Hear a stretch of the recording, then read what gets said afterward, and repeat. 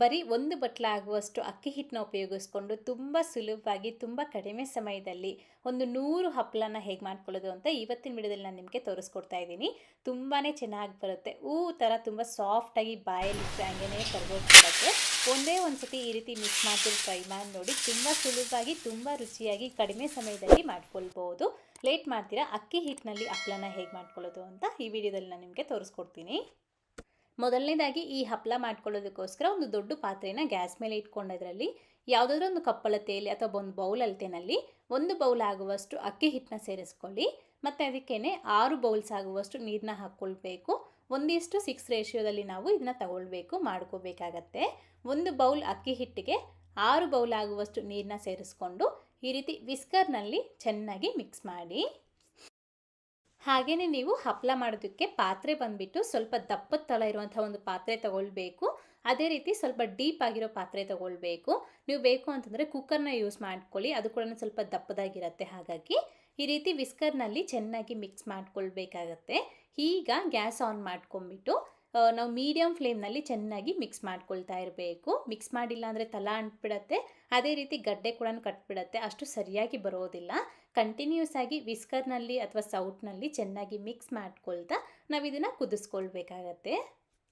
ಈ ರೀತಿ ನಮಗೆ ಸ್ವಲ್ಪ ಒಂದು 5 ನಿಮಿಷ ಕುದಿಸ್ಕೊಂಡಿದ್ದಾದಮೇಲೆ ಈ ಥರ ನಮಗೆ ಸ್ವಲ್ಪ ಗಟ್ಟಿ ಆಗ್ತಾ ಬರುತ್ತೆ. ಸೊ ಈ ರೀತಿ ತುಂಬ ಗಟ್ಟಿ ಇತ್ತು, ಹಾಗಾಗಿ ನಾನಿಲ್ಲಿ ಮತ್ತೆ 1.5 ಬೌಲ್ ಆಗುವಷ್ಟು ನೀರನ್ನ ಹಾಕ್ಕೊಂಡಿದ್ದೀನಿ. ಸೊ ನೀರನ್ನೋದು ಫಸ್ಟ್ ಒಂದು 6 ಬೌಲ್ ಹಾಕ್ಕೊಂಡಿದ್ದೀನಿ, ಮತ್ತು 1.5 ಬೌಲ್, ಟೋಟಲ್ ಆಗಿ 7.5 ಬೌಲ್ ಆಗುವಷ್ಟು ನಾನು ನೀರನ್ನ ಹಾಕ್ಕೊಂಡಿರೋದು. ಸೊ ಒಂದು 8 ಬೌಲ್ ತನಕ ನೀವು ನೀರನ್ನ ಹಾಕ್ಕೊಳ್ಬೋದು, ಏನೂ ತೊಂದರೆ ಇಲ್ಲ.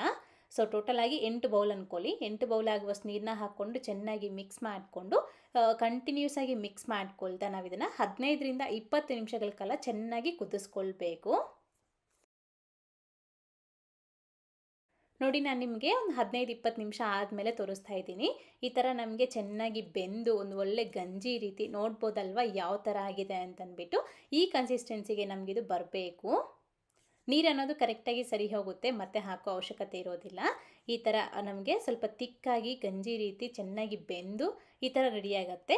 ಹಾಗೆ ಇದಕ್ಕೆ ರುಚಿಗೆ ತగ్గಷ್ಟು ಉಪ್ಪನ್ನ ಸೇರಿಸ್ಕೊಂಡು ಚೆನ್ನಾಗಿ ಮಿಕ್ಸ್ ಮಾಡಿಬಿಟ್ಟು ಗ್ಯಾಸ್ನ ಆಫ್ ಮಾಡ್ಕೊಂಬಿಡಿ.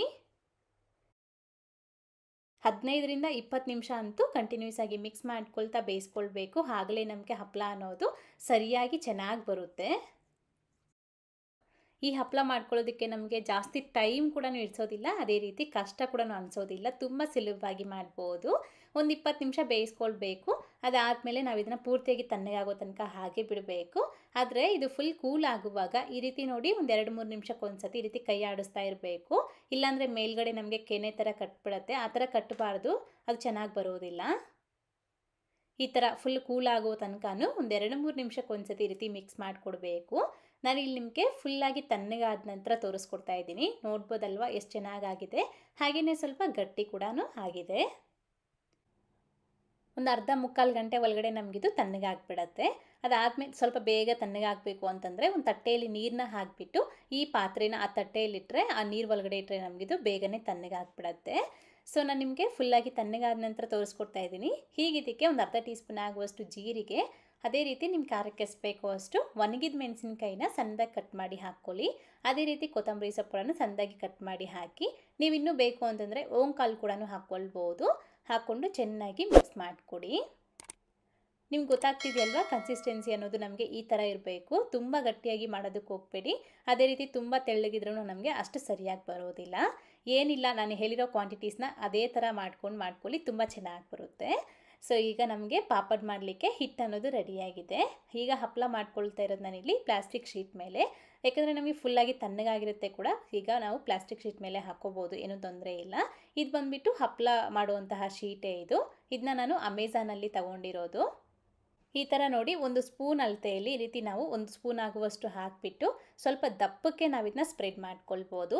ತುಂಬ ತೆಳ್ಳಗೆ ಹಾಕ್ಕೊಳ್ಬಾರ್ದು, ಸ್ವಲ್ಪ ದಪ್ಪಕ್ಕೆ ನಾವು ಇದನ್ನು ಹಾಕ್ಕೊಂಡ್ರೆ ಆಗಲೇ ನಮಗೆ ತುಂಬ ಚೆನ್ನಾಗಿ ಬರುತ್ತೆ.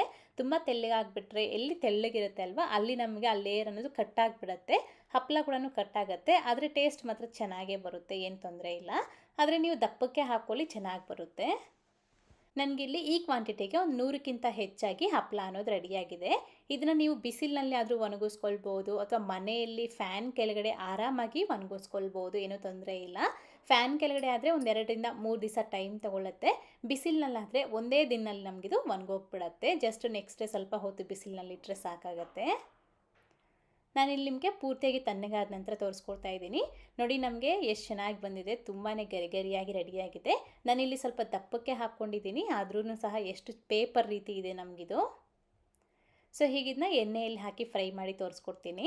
ಎಣ್ಣೆ ಚೆನ್ನಾಗಿ ಕಾದಿದ್ದಾದಮೇಲೆ ಈ ರೀತಿ ಒಂದನ್ನ ಹಾಕಿ ನೋಡಿ. ಜಸ್ಟ್ ನಮಗೆ ಒಂದು 5ರಿಂದ 6 ಸೆಕೆಂಡ್ ಒಳಗಡೆ ನಮಗೆ ಹಪ್ಪಳ ಅನ್ನೋದು ರೆಡಿ ಆಗಿಬಿಡತ್ತೆ.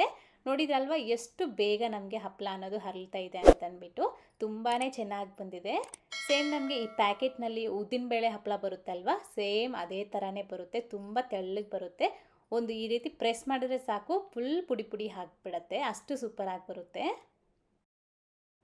ಟೇಸ್ಟ್ ಕೂಡ ಅಷ್ಟೇ ಎಷ್ಟು ಗರಿಗರಿಯಾಗಿ ನೋಡೋದಕ್ಕೆ ಎಷ್ಟು ಚೆನ್ನಾಗಿರುತ್ತೋ ತಿನ್ನಲಿಕ್ಕೆ ಕೂಡ ಅಷ್ಟೇ ಚೆನ್ನಾಗಿರುತ್ತೆ. ನೀವು ಸಹ ಖಂಡಿತ ಈ ವಿಧಾನದಲ್ಲಿ ಟ್ರೈ ಮಾಡಿ. ಮಾಡಿದಾದ್ಮೇಲೆ ಹೇಗೆ ಬಂತು ಅಂತ ಮರೀದೆ ಕಮೆಂಟ್ ಮಾಡಿ.